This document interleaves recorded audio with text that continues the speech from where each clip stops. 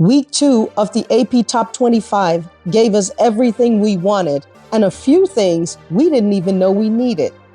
We had elite matchups, wild momentum swings, historic stat lines, and yes, even a little on-court chaos that reminded everyone just how intense early season basketball can get. The energy is already at tournament level, and it's only November.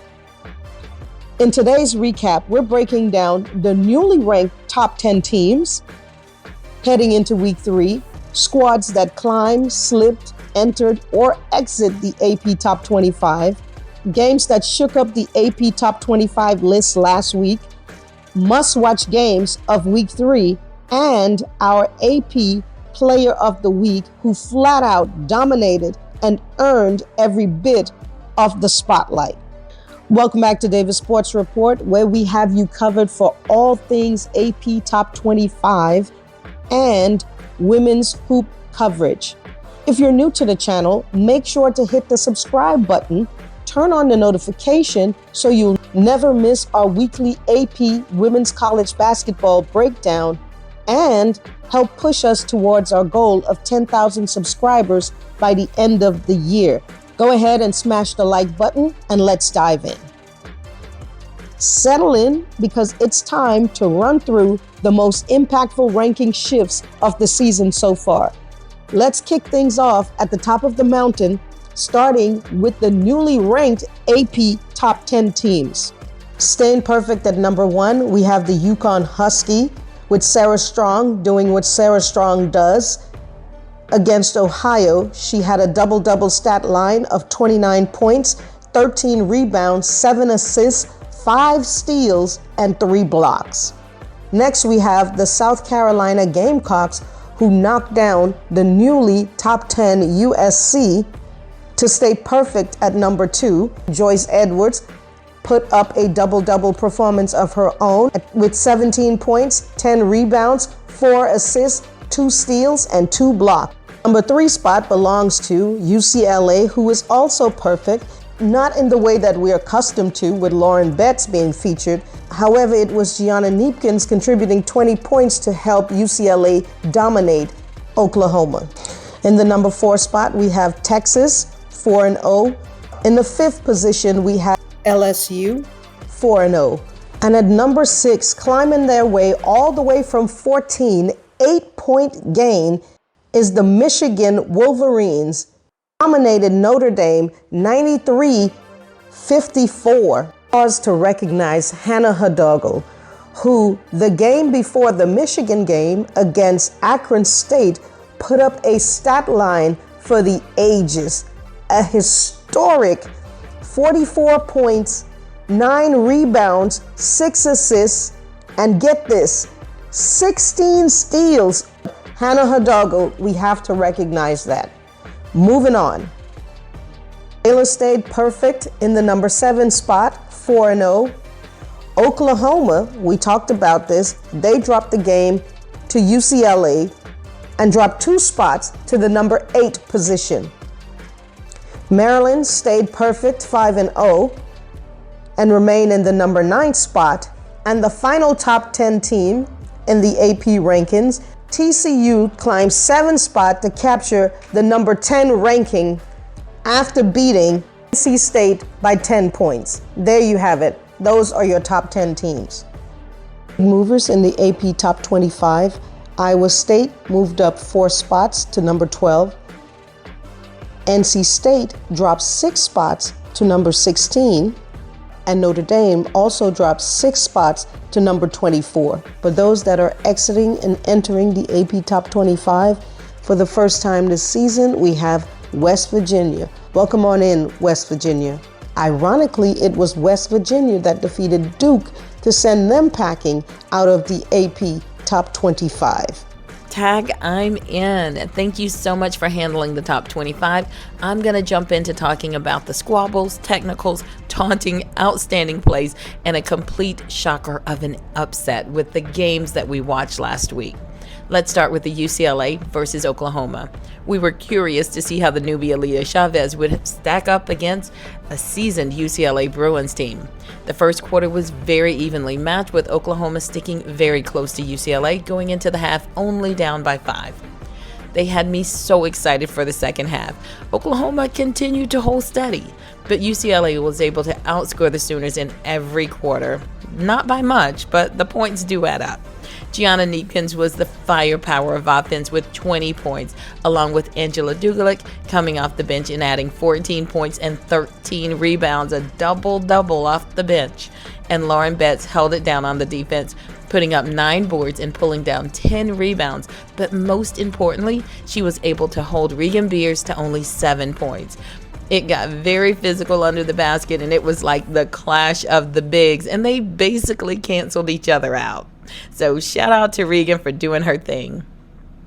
The next game we're going to cover is LSU versus Charlotte. Now, this is a game we shouldn't even be covering, but shenanigans took place, so here we are. Now, let me give you guys a quick backstory. One of the Charlotte players thought it was a good idea to put up a social media post saying that LSU was finally going to meet some competition. I hear y'all laughing, so stop it, I say. At any rate, Coach Mulkey said that they got a good kiki before the game and that it really fired her girls up. But LSU, come on now.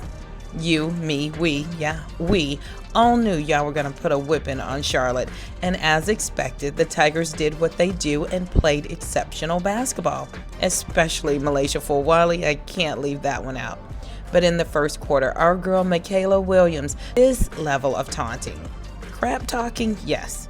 Public displays like this, I mean, she basically sprayed the whole bench. Not for me, but let me know what you guys think. Is this fair game, or is there really no place for that taunting? Now, let's hear what Coach Mulkey thinks about what happened. What did you see that was working so well that it allowed you to throw them all? I thought let me say this. We had too many technicals, but I want to give you a little background, okay? They took it real personal with all the stuff that was on social media. And I'll leave it at that. And so they were fired up. With that many technicals, I usually am going to lose it or I'm going to sit you. But it was bulletin board material and it fired them up. And that was too many technicals. If you're going to play great teams, you can't have that, but I wasn't surprised. So back to your question on defense. Come together. I have those kids send the social media stuff to me. I don't see any of that unless it's sent to me. And it fired them up. And if I was a player, I'd be fired up too. I always look for ways to motivate. You can find things to put on a bulletin board or say to kids to motivate them, to get them just a little bit more pumped up. Do it. So I guess, did you talk to the team today about that? I guess once the kids showed you what was online? I think we probably laughed about it, and I probably trash talked them and cut up with them and do what we do. We have personalities, but it wasn't like, that's the most important thing in a scouting report. They were all aware of it. Kim, did you expect them to not shake hands after the game tonight, or was that a little surprising? Who? Their basketball team. My kids didn't shake hands? No, the Charlotte players. I didn't even notice that. They shook my hand. You mean after they shook my hand, they didn't shake the rest of people's hands?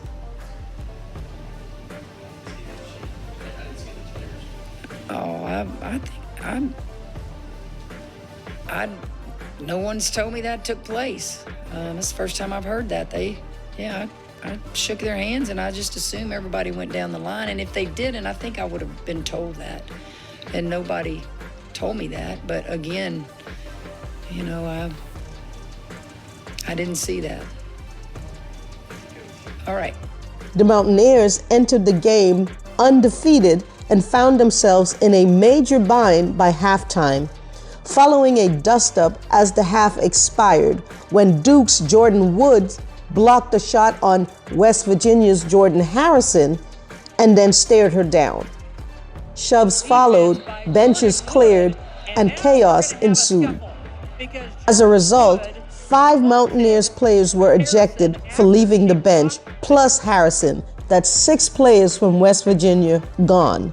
And Wood was also tossed from Duke. That left West Virginia with just 5 players available for the entire second half. Despite trailing 23-20 at halftime, West Virginia completely flipped the script. They stormed out of the locker room and posted a dominant third quarter, outscoring Duke 24-9, grabbing control of the game. West Virginia standout Sydney Shaw led the way with 16 points. Rivera chipped in 12 points. On Duke's side, only Taina Mayer reached double figures with 10 points. In the end, the upset was real. The unranked West Virginia pulled off a 57-49 win over the 15th-ranked Duke, despite playing with just 5 players in the second half. The loss exposed lapses in focus and composure, particularly after the altercation, while for West Virginia, it was a statement in toughness, resilience, and seizing opportunity when everything was stacked against them. If I go back to the right before half, and then I guess I don't want that. I think we're better than that, and I think we're going to learn a valuable lesson from that experience and the way that went down. So we've got to learn from that one, and that's really all I'll probably say there, but disappointed in how we handled that. And then I couldn't be more proud of the resiliency, the guts, the grit, all of the things that I think our team is. We talk at West Virginia all the time, and this is probably a lot of our teams about just, what this state represents, and we want our teams to kind of mirror that.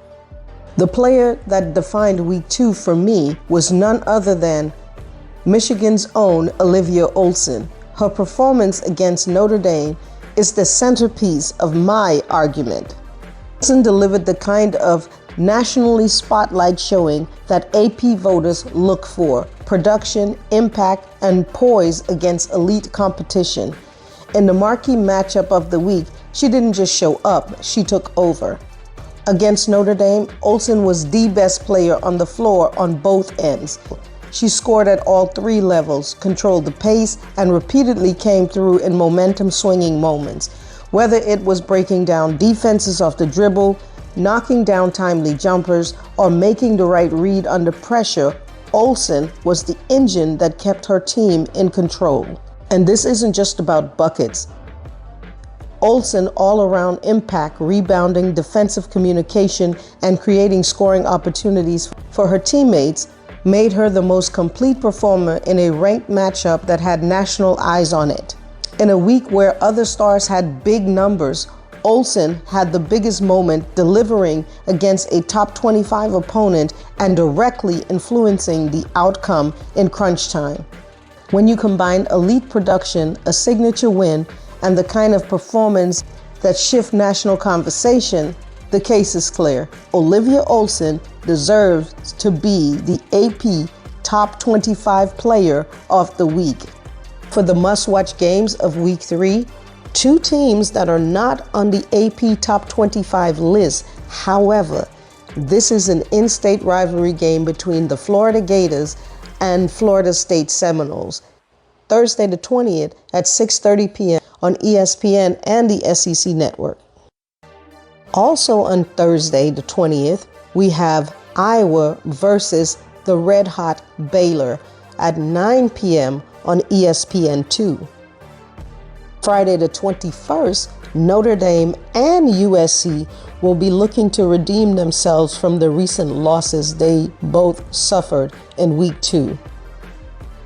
Friday the 21st, we have the red-hot UConn facing off against Michigan. And our final must-watch game is Saturday the 22nd at 2 p.m., an early game, the 21st-ranked Louisville facing off against the 20th-ranked Kentucky. This is a great week of women hoops indeed.